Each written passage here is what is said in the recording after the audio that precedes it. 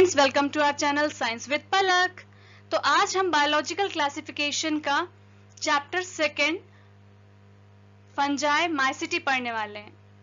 Okay, it is the fifth kingdom.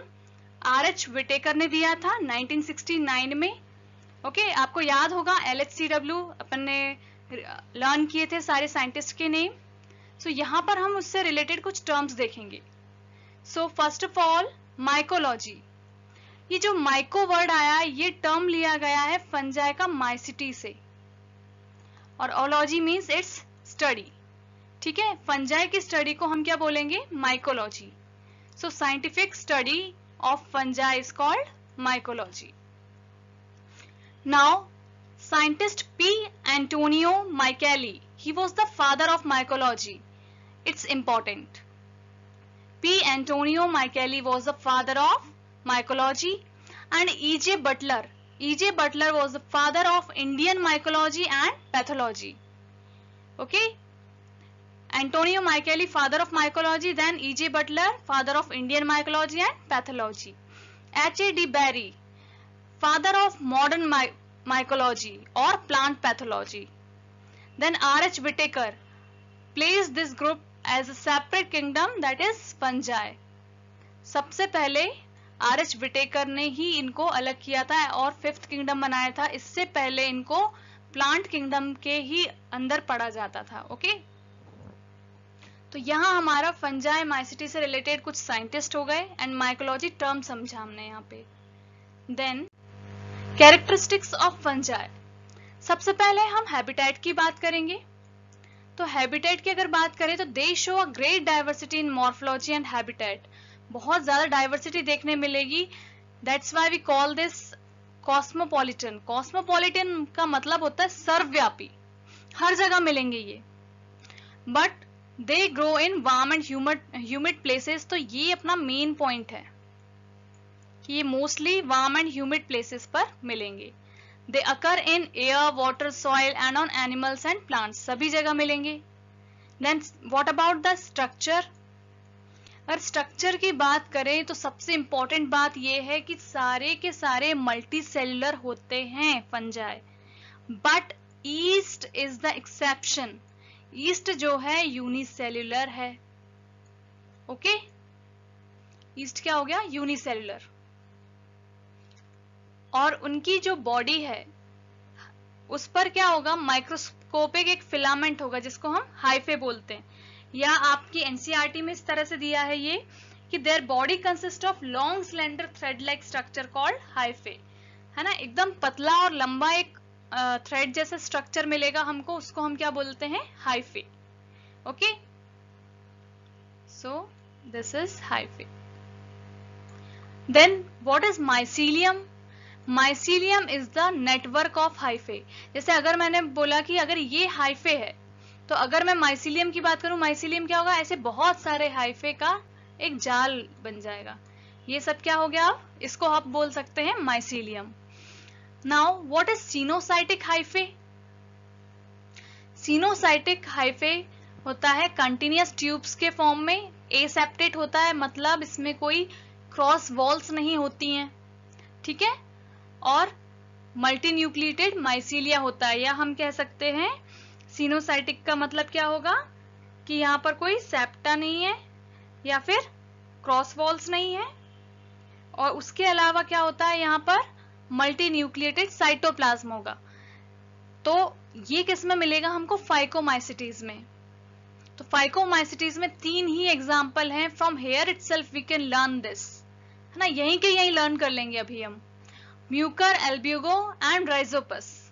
Mucor, rhizopus को हम bread mould भी बोलते हैं। Then albugo, parasitic fungi on mustard. तो यहीं के यहीं 3 लर्न हो गए, mucor, rhizopus, albugo. Mucor, rhizopus, albugo, ये किसके इसमें आएंगे? फाइकोमाइसिटीज में। फाइकोमाइसिटीज कैसे होते हैं? एसेप्टेट।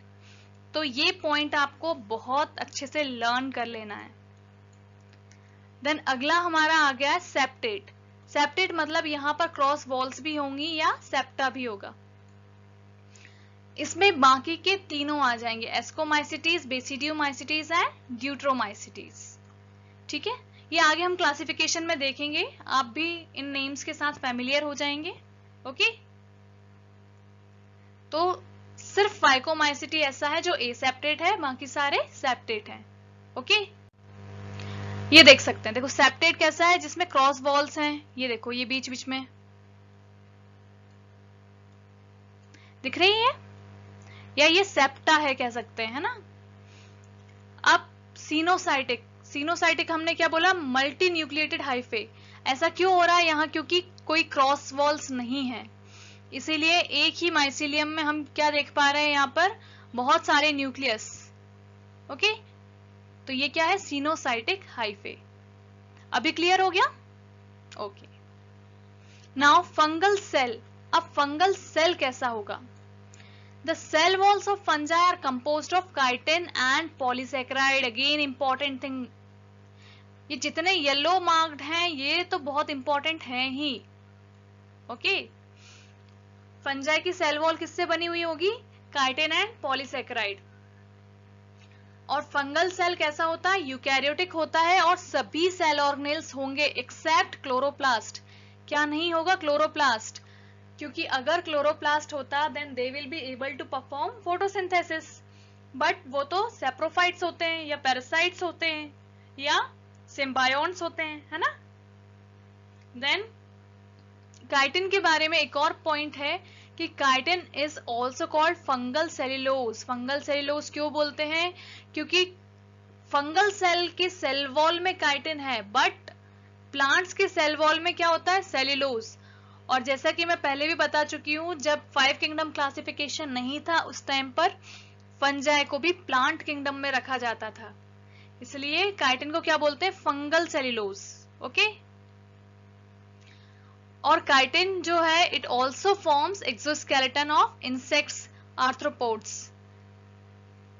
आर्थ्रोपोडा फाइलम में जो इंसेक्टा ग्रुप है उसका क्या होता है, ये एक्सोस्केलेटन बनाता है। जैसे कॉकरोच का एक्सोस्केलेटन, जो विंग्स वगैरह दिखते हैं हमको, वो क्या है, काइटिन के बने हुए होते हैं। ओके, तो ये हमने फंगल सेल के बारे में बात की। Then nutrition. न्यूट्रिशन मोस्टली जो फंजाई होते हैं वो हेटेरोट्रॉफिक होते हैं and they absorb soluble organic matter from dead substrate and hence are called saprophytes. वो सॉल्यूबल ऑर्गेनिक मैटर को डेड एंड डिकेइंग सब्सटेंस से लेते हैं, इसलिए हम उनको बोलते हैं सेप्रोफाइट्स। ठीक है, अब दूसरी ये चीज है कि अगर वो किसी लिविंग प्लांट एंड एनिमल पर डिपेंडेंट हैं और वहां से अपना न्यूट्रिशन एब्जॉर्ब कर रहे हैं, तो क्या बोलेंगे हम उनको, पैरासाइट्स। ठीक है, इसका एग्जाम्पल होता है पक्सीनिया। पक्सीनिया का हम क्या बोलते हैं, पक्सीनिया को रस्ट। ठीक है, पक्सीनिया का दूसरा नाम रस्ट भी है। So these are plant parasites. Then they can also live as symbionts. वो सिम्बायोन्ट की तरह रह सकते हैं। सिम्बायोन्ट मैंने ऑलरेडी आपको पहले भी बताया था, सिम्बायोन्ट का मतलब होता है कि एक म्यूचुअल रिलेशनशिप या सिम्बायोटिक रिलेशनशिप जिसमें अपना भी फायदा हो और जिसके साथ हम पार्टनरशिप में हैं उसका भी फायदा हो। ठीक है, जैसे इन एसोसिएशन विथ एल्गी हम उसको बोलते हैं लाइकेंस। अगर फंजाई का एसोसिएशन एल्गी के साथ है तो उसको क्या बोलते हैं, लाइकेंस। अब इसका क्या फायदा होता है, जो इसमें एक्चुअली दो होते हैं, एक एल्गल पार्टनर होता है और एक फंगल पार्टनर होता है। ठीक है, एल्गल पार्टनर जो होगा उसको हम बोलते हैं फोटोबायोन्ट। फोटोबायोन्ट क्यों बोलेंगे, क्योंकि यहाँ एल्गी जो है फोटोसिंथेसिस में हेल्प करेगी, तो एल्गी को बोलेंगे फोटोबायोन्ट। एंड एक दूसरा पार्टनर क्या होगा, फंगल पार्टनर, तो उसको हम बोलेंगे माइकोबायोन्ट। ठीक है, क्योंकि वो माइसिटीज से ये वर्ड लिया गया है। तो अल्गल पार्टनर का काम क्या होगा, ये सिंथेसिस ऑफ फूड में हेल्प करेगा, और फंगल पार्टनर जो होगा वो लाइकेन की बॉडी बनाएगा और उसके जो ऑर्गन होगा वो एब्जॉर्प्शन के लिए, मतलब मिनरल्स एंड वाटर के एब्जॉर्प्शन के लिए अटैच हो जाएंगे सबस्ट्रेट से। ओके, अब अगर फंजाई का एसोसिएशन हायर प्लांट्स के रूट्स के साथ है तो उसको फिर हम बोलेंगे माइकोराइजा। तो दूसरा सिम्बायोटिक रिलेशनशिप आ गया यहाँ पर, माइकोराइजा फंजाई और किसके बीच में, रूट्स ऑफ हायर प्लांट्स के बीच में। अब यहाँ पर क्या होगा, जो फंगस है या फंजाई है वो फूड एंड शेल्टर मिल जाएगा उसको, है ना, हायर प्लांट्स के रूट्स से, और वो रूट्स को हेल्प करेगी कि वो वाटर एंड मिनरल्स वगैरह या इनऑर्गेनिक न्यूट्रिएंट्स हैं वो एब्जॉर्ब कर सके। हुआ ना दोनों का फायदा दोनों केसेस में। So this is symbiotic relation. So ये समझ में आया, ठीक है। और ये वाला पॉइंट बहुत बहुत इंपॉर्टेंट है क्योंकि सिर्फ इसी लाइन से 3-4 तरह से क्वेश्चन बन सकता है। Okay, now next reproduction. Reproduction इसमें तीनों तरह से होगा, वेजिटेटिव भी होता है और एसेक्सुअल, सेक्सुअल, तीनों टाइप से होगा। अगर हम वेजिटेटिव की बात करें, पहला तरीका हो सकता है फ्रेगमेंटेशन, मतलब जैसे अगर कोई फंजाई है सपोज, तो वो जहां से टूटेगी वही पार्ट उसका फिर से ग्रो होने लगेगा, वहीं से वो फिर से ग्रो होना स्टार्ट हो जाएगी, तो ये तो हो गया फ्रेगमेंटेशन। दूसरा होता है फिजन। फिजन का मतलब होता है कि ये एक पार्ट है, अब यहां पर क्या होगा, न्यूक्लियस और साइटोप्लाज्म वगैरह इसका माइसीलियम डिवाइड होने लगेगा, तो इससे क्या होगा, फिर इससे एक से दो बन जाएंगे, ज्यादा भी बन जाते हैं, दो बनते हैं तो बाइनरी फिजन बोलते हैं, ज्यादा बनते हैं तो हम मल्टीपल फिजन बोलते हैं, पर है ये सब क्या, फिजन। तो ये फिजन हो गया। Now next is budding. Budding क्या होता है कि सपोज यहाँ पर कोई फंजाई है और वहीं पर एक बड स्टार्ट हो गई और फिर वापस बाद में क्या होगा, ये यहां से डिटैच हो जाएगी और ये दोनों अलग अलग फंजाई हो जाएंगी, तो ये क्या हो गया, बडिंग। जैसे बडिंग इन हाइड्रा देखा होगा आपने लोअर क्लासेस में, है ना, उसी टाइप से। Now asexual reproduction.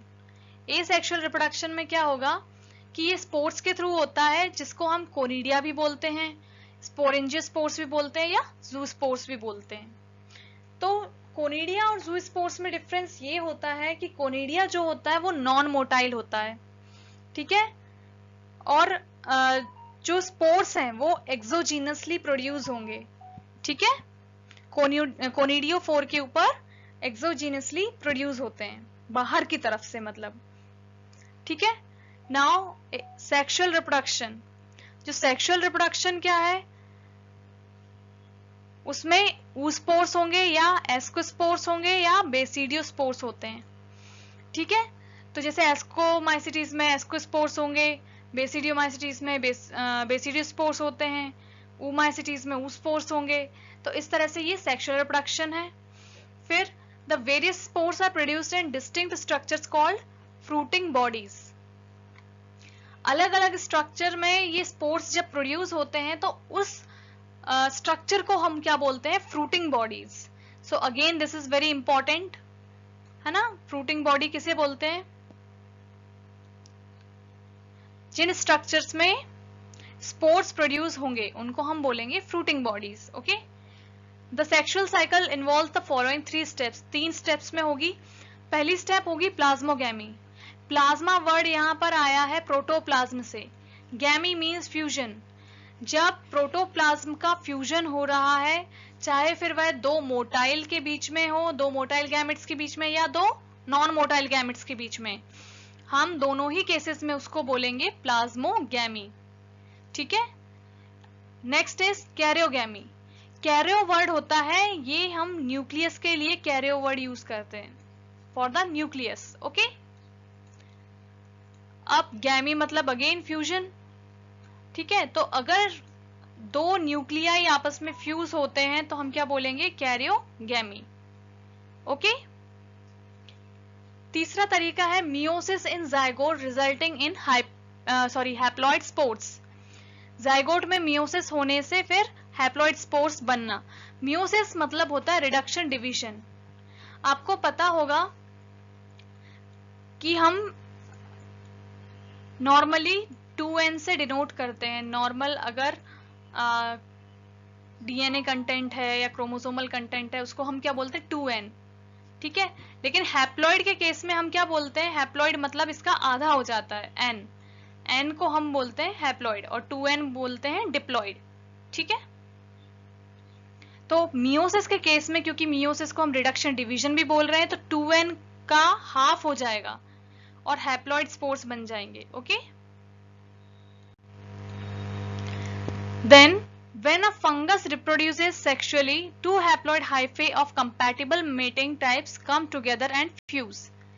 जब सेक्सुअल रिप्रोडक्शन होता है फंगस में, तो ऐसे दो हैप्लॉइड हाइफे आपस में मेटिंग करके और फ्यूज हो जाते हैं और एक क्या बनाते हैं, डिप्लॉइड सेल बना लेते हैं, ठीक है। दो हैप्लॉइड हाइफे क्या करेंगे, पास आएंगे और फ्यूज हो जाएंगे। उसके बाद क्या होगा, in some fungi fusion of two haploid cells, कुछ फंजाई में fusion of two haploid cell से इमीडिएटली एक डिप्लॉइड सेल बनेगा। डिप्लॉइड मैंने बताया 2n, डायरेक्टली फ्यूजन से एक 2n सेल ही बन जाएगा।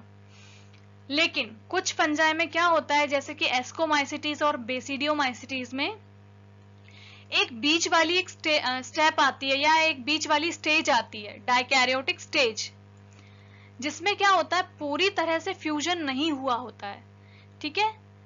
तो एक सेल में क्या होगा कि दोनों न्यूक्लियाई होंगे, ये वाला हैप्लॉइड भी होगा और दूसरा हैप्लॉइड भी होगा। तो इस स्टेज को हम बोलेंगे कि एक सेल में जब दो न्यूक्लियाई वाली स्टेज है तो डाइकैरियोटिक स्टेज, और ये जो कंडीशन है उसको हम बोलते हैं डाइकैरियन। कैरियो वर्ड समझ रहे हो, न्यूक्लियस, और डाई आ गया तो टू न्यूक्लियस पर सेल हो गया, और इस फेज को हम बोलते हैं डाइकैरियो फेज ऑफ फंगस। किसमें देखने मिलेगा, ascomycetes and basidiomycetes, okay. Then later the parental nuclei fuse and the cells become diploid. उसके बाद क्या होगा, पेरेंटल न्यूक्लियाई फ्यूजन होगा और उसके बाद ये जो सेल है डिप्लॉइड हो जाएगा। ये जो n है ये फाइनली क्या हो जाएगा, 2n हो जाएगा, okay. The fungi form fruiting bodies in which reduction division occurs, leading to formation of haploid spores. अब haploid spores बनाना है तो क्या होगा, फ्रूटिंग बॉडीज में से वापस रिडक्शन डिवीजन होगा। रिडक्शन डिवीजन मतलब यहां पर मियोसिस की बात हो रही है, MEIOSIS,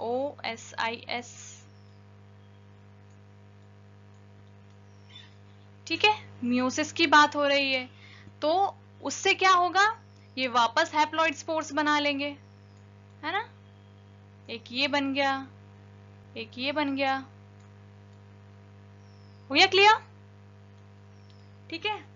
तो ऐसे ये साइकिल फिर चलती रहती है। फिर वापस से क्या होगा, ये है ना, इनमें से एक किसी दूसरे के साथ मेटिंग करेगा, फिर ये स्टेज बनेगी वापस, ये इस तरह से ये साइकिल चलते रहेगा। तो यहां ये क्लियर हो गया। अब हम बात करेंगे the morphology of mycelium, mode of spore formation and fruiting bodies form the basis for the division of the kingdom into various classes. इसका क्लासिफिकेशन देखेंगे हम फंजाई का। फंजाई को दो में डिवाइड किया जाता है, पहले फाइकोमाइकोटा, नेक्स्ट इज यूमाइकोटा। यू वर्ड आ गया मतलब वापस इसका मतलब होता है ट्रू, और माइकोटा मतलब माइसिटीज या फंजाई, ट्रू फंजाई, ओके। और फाइको वर्ड आ गया लाइक, प्लांट लाइक, ओके। तो इसमें फाइकोमाइकोटा हो गया और फाइकोमाइकोटा में oomaicites हो जाएगा और zygomaicites, ओके। अच्छा, सबसे पहले हम फाइकोमाइकोटा और यूमाइकोटा में डिफरेंस देखते हैं।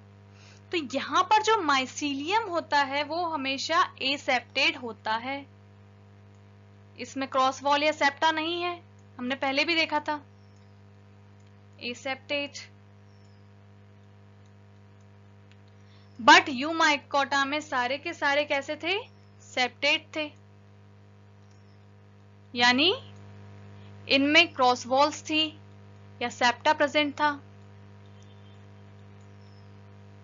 अब अगर कोई यूमाइकोटा पूछे, एस्कोमाइसिटीज पूछे, बेसिडियोमाइसिटीज या ड्यूटेरोमाइसिटीज, तो आप क्या बोलोगे, सबका माइसीलियम कैसा है, माइसीलियम इज सेप्टेड। तो पहले देख लिया आपने कि माइसीलियम के बेसिस में हमने इसको डिवाइड कर दिया, ठीक है। अब उसके बाद हम बात करेंगे, यहाँ पर फाइकोमाइकोटा में हमने दो में डिवाइड किया, oomacetes और zygomacetes। आपकी बुक में एनसीईआरटी में सिर्फ फाइकोमाइकोटा ही दिया है, तो हम डिटेल में उस पर ही बात करेंगे, बट फिर भी आपको इतना पता होना चाहिए कि oomacetes और zygomacetes में डिवाइड कर दिया। जब एग से फंजाई बनती है तो उस सिचुएशन को क्या बोलते हैं कि oogamous। तो उस oogamous से ये वर्ड मिला हमको oomacetes, मतलब एग से फंजाई बनना, तो oomacetes में आ गया। zygomacetes में क्या होता है, यहां पर जूस्पोर्स बनते हैं, Z, ओके। तो यहां पर जूस्पोर्स बनेंगे। जूस्पोर्स जो होते हैं वो मोटाइल होते हैं, इनमें फ्लैजेला होता है, एक फ्लैजेला भी हो सकता है, दो भी हो सकते हैं, ठीक है। तो oomacetes का हमारा एग्जाम्पल हो जाएगा एल्ब्यूगो। अब ध्यान रखना, फाइकोमाइकोटा में हमने सिर्फ 3 एग्जाम्पल्स लर्न किए थे, एल्ब्यूगो, म्यूकर एंड राइजोपस। तो अगर एल्ब्यूगो oomacetes में आ गया तो zygomacetes में क्या आ जाएगा, म्यूकर एंड राइजोपस। तो ये दोनों आ जाएंगे हमारे zygomacetes के एग्जाम्पल, ठीक है। अब हम बात करते हैं यूमाइकोटा। अब इसमें 3 आ जाएंगे, एस्कोमाइसिटीज, बेसिडियोमाइसिटीज और ड्यूट्रोमाइसिटीज। एस्कोमाइसिटीज को हम सेक फंजाई भी बोलते हैं, थैले जैसी है ना, सेक फंजाई। फिर बेसिडियोमाइसिटीज को हम बोलेंगे क्लब फंजाई या ब्रैकेट फंजाई या पफ बॉल, ठीक है। क्लब फंजाई, ब्रैकेट फंजाई या पफ बॉल। और ड्यूट्रोमाइसिटीज को हम बोलते हैं फंजाई इम्परफेक्ट या इम्परफेक्ट फंजाई। ऐसा क्यों बोलते हैं, ऐसा क्या काम किया इसने कि ये इम्परफेक्ट है बाकी सारे परफेक्ट हैं? ऐसा इसलिए होता है क्योंकि इसमें सेक्सुअल रिप्रोडक्शन की कोई फेज नहीं देखी जाती, सेक्सुअल फेज यहाँ पर एब्सेंट होती है। और अगर मिल भी जाती है, सपोज कि हो सकता है कि कोई फंजाई ड्यूट्रोमाइसिटीज मान के चल रहे हैं, अभी तक हमें पता नहीं चला था कि उसमें कोई सेक्सुअल फेज है, पर अब पता चल गया कि हाँ इसमें भी होती है, तो उसको फिर ड्यूट्रोमाइसिटीज में नहीं रखेंगे, फिर हम एस्को में या बेसिडियोमाइसिटीज में उसको मूव करा देते हैं, ठीक है।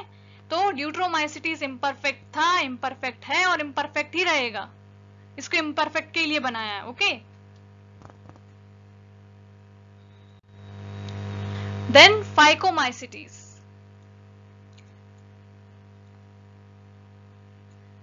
फाइकोमाइसिटीज में देखो राइट हैंड साइड आप देख रहे होगे एक डायग्राम, ये म्यूकर का है, okay. So members of Phycomycetes are found in aquatic habitat and on decaying wood in moist and damp places or as obligate parasite। तो यहाँ ये एक वर्ड आ गया obligate parasite। ये क्या होता है obligate parasite? obligate parasite वो होते हैं जो अपना न्यूट्रिशन लिविंग होस्ट से ही डिराइव करते हैं, ओके। लिविंग होस्ट से अगर ये डिराइव कर रहे हैं इसका मतलब ये obligate parasites है। देन यहां पर माइसिलियम एसेप्टेड या सिनोसाइटिक होगी, हमने ऑलरेडी इसके बारे में बात की है पहले भी, ओके। एसेक्सुअल रिप्रोडक्शन जूस्पोर से भी हो सकता है या एप्लानोस्पोर से भी हो सकता है। तो जूस्पोर कैसा होता है, मोटाइल होता है क्योंकि इसमें फ्लैजेला होता है और ये जूस्पोरेंजियम में बनता है। फाइकोमाइसिटीज में ये एल्ब्यूगो में होता है, जूस्पोर एल्ब्यूगो में देखा जाता है, एल्ब्यूगो।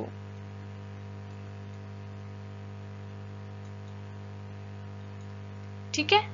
और जो एप्लानोस्पोर्स होते हैं ये नॉन मोटाइल होते हैं, है ना। ये थिन वॉल्ड स्पोर्स होते हैं जो कि स्पोरेंजिया में एंडोजीनसली बनते हैं, मतलब अंदर की तरफ से बनते हैं। इसका एग्जाम्पल होता है Mucor and Rhizopus, Mucor and Rhizopus aplanospore, ठीक है। These spores are endogenously produced in sporangium. Sporangium में कैसे प्रोड्यूस होंगे? ये एंडोजीनसली। जबकि इससे पहले हमने देखा कि कोनिडिया की बात की थी हमने फंजाई में, तो जो कोनिडिया है वो एक्सोजीनसली प्रोड्यूस होता है। Okay, now a zygospore is formed by fusion of two gametes.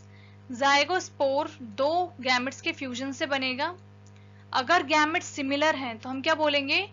ये आइसोगैमस हैं, और डिसिमिलर हैं तो एनाइसोगैमस है या ऊगैमस है। आइसो का वर्ड का मतलब ही होता है सिमिलर, और गैमस मतलब गैमेट्स, है ना।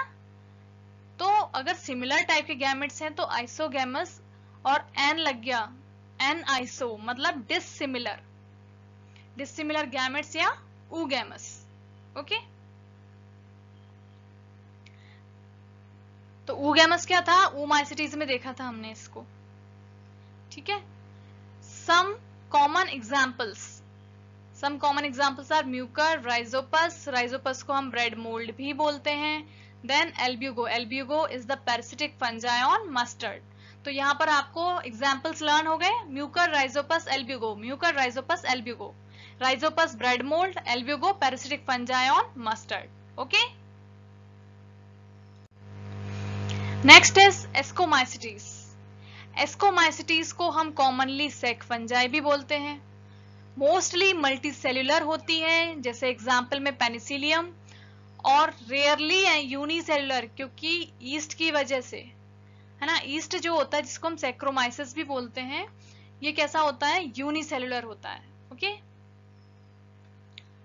अब यहां पर हमने दो एग्जांपल्स देख लिए, ये यहीं के यहीं लर्न कर लो, है ना, पेनिसिलियम और ईस्ट, क्योंकि एस्कोमाइसिटीज में आपको 7 एग्जांपल्स लर्न करना है। तो फर्स्ट हमने क्या देख लिया? दो एग्जांपल, मल्टीसेल्युलर में पेनिसिलियम, यूनिसेल्युलर ईस्ट। अब ये कैसे होंगे? सेप्रोफाइटिक हो सकते हैं, डिकम्पोजर्स होते हैं, या पैरासाइटिक हो सकते हैं, या कॉप्रोफिलस। कॉप्रोफिलस का मतलब होता है ग्रोइंग ऑन डंग, गोबर पे फीड करने वाले या गोबर से न्यूट्रिशन एब्जॉर्ब करने वाले। ओके, माइसीलियम कैसा होगा? ब्रांच्ड होगा एंड सेप्टेट होगा। ये तो हमने देखा ही था, क्योंकि एस्कोमाइसिटीज यूमाइकोटा में आता है। यूमाइकोटा के सारे क्लासेस में क्या होगा? माइसीलियम सेप्टेट ही होगा। अब इसमें एसेक्सुअल स्पोर्स क्या होते हैं? कोनिडिया होता है ना, जो कि एक्सोजीनसली प्रोड्यूस होता है। ठीक है, जैसे पेनिसिलियम की अगर हम बात करें तो क्या होगा? इस टाइप से ये कोनिडिया निकले होते हैं यहाँ पे।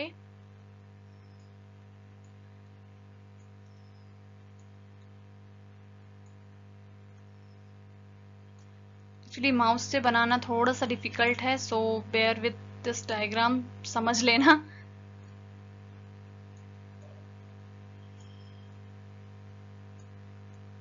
ओके, तो यहां पर ये वाला जो पार्ट है, ये वाला जो पार्ट होगा, जैसे वेट, इसको मैं अलग कलर से बताती हूँ।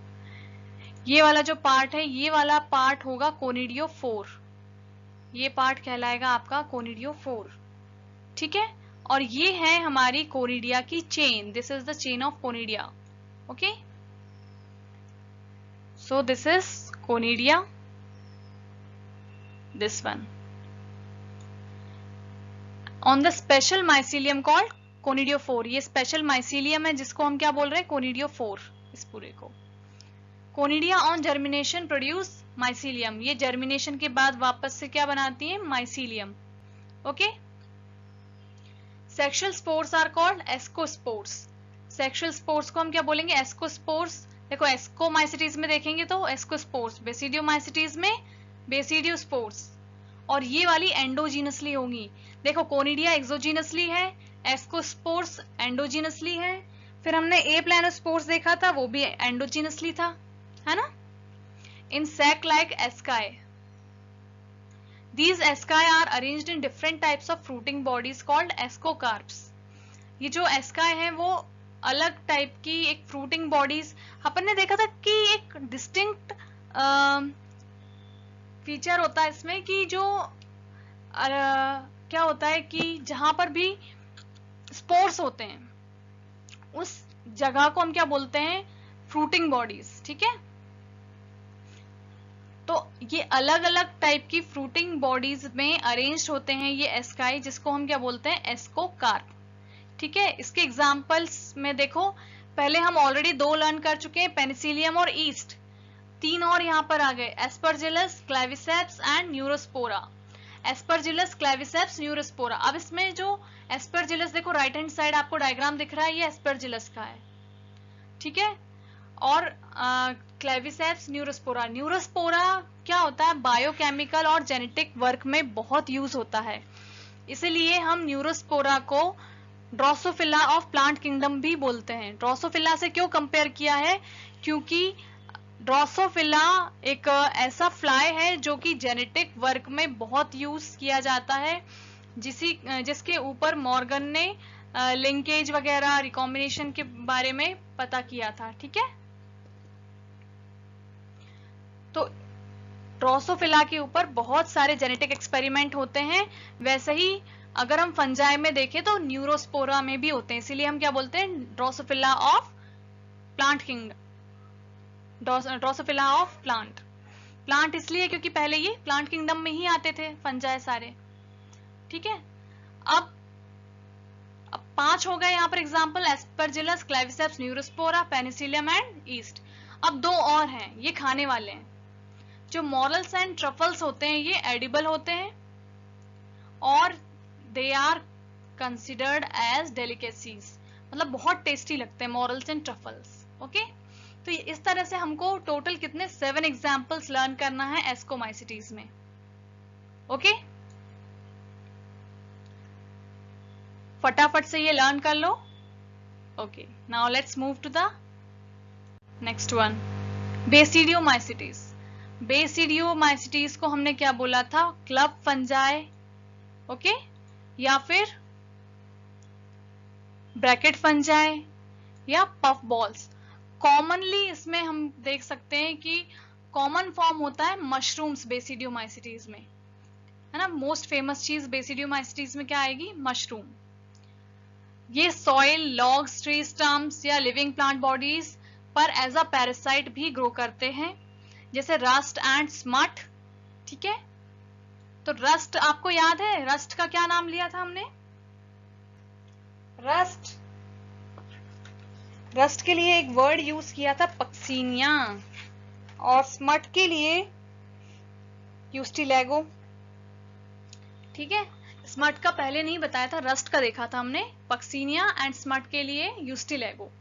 ठीक है, माइसिलियम ऑब्वियसली ब्रांच्ड होगी, सेप्टेट होगी, क्योंकि ये भी तो यूमाइकोटा ही है। फिर एसेक्सुअल स्पोर्स जनरली नहीं देखे जाते, बट वेजिटेटिव रिप्रोडक्शन फ्रेगमेंटेशन से कॉमन है। वेजिटेटिव रिप्रोडक्शन फ्रेगमेंटेशन से कॉमन है, बाकी एसेक्सुअल स्पोर्स नहीं देखे जाते। दिस इज इंपॉर्टेंट, है ना।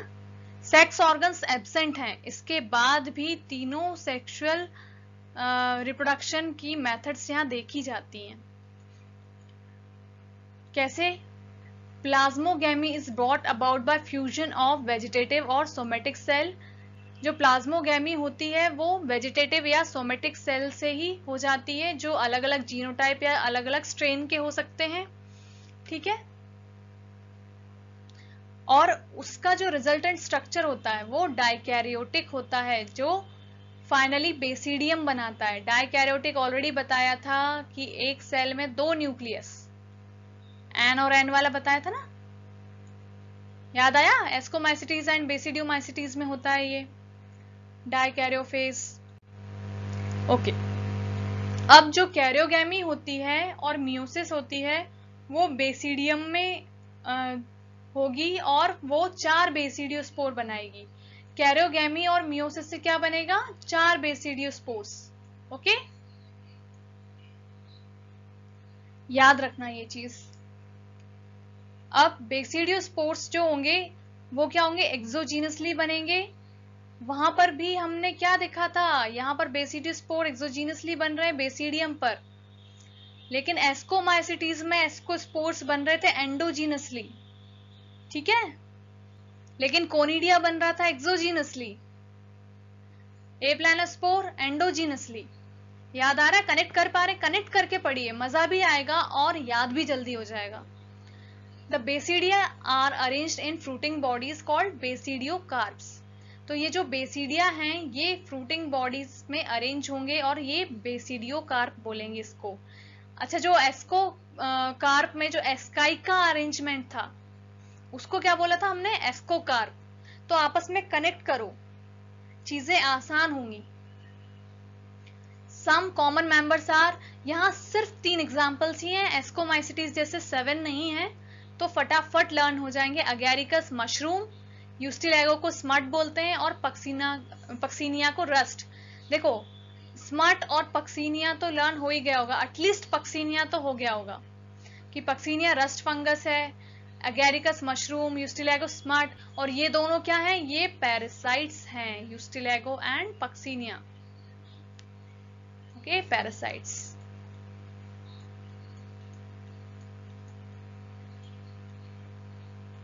Okay, next one is deuteromycetes. इसकी हम ऑलरेडी बात कर चुके हैं। इसको हम इम्परफेक्ट फंजाई बोलते हैं क्योंकि इसमें सिर्फ और सिर्फ एसेक्सुअल या वेजिटेटिव फेज ही दिखाई देती है।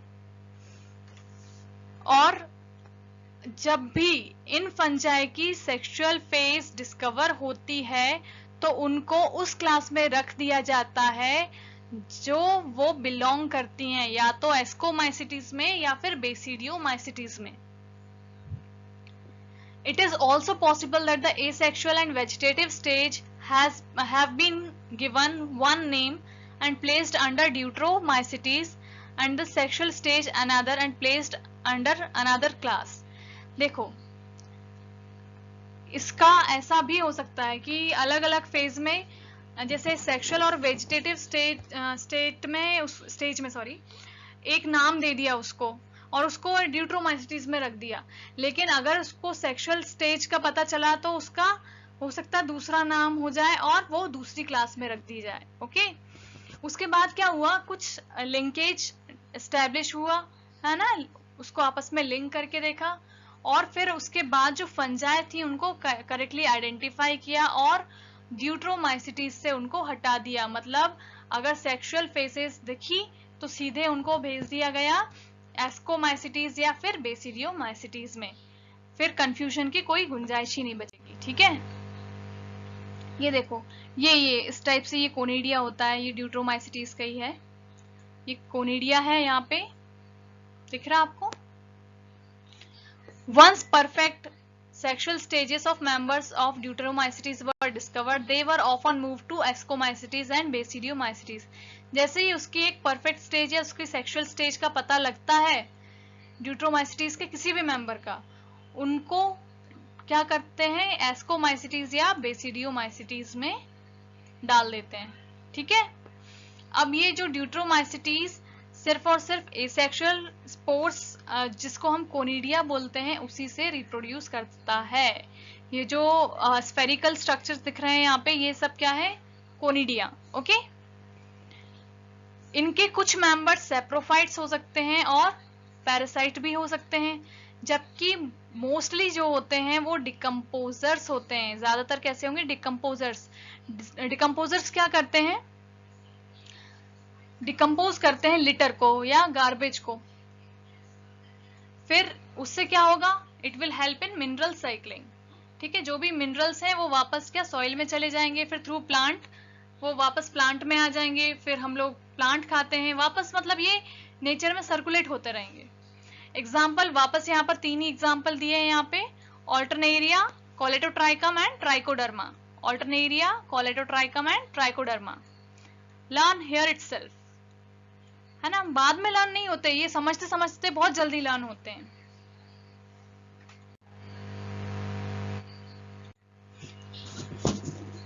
सो like, share and subscribe to our video.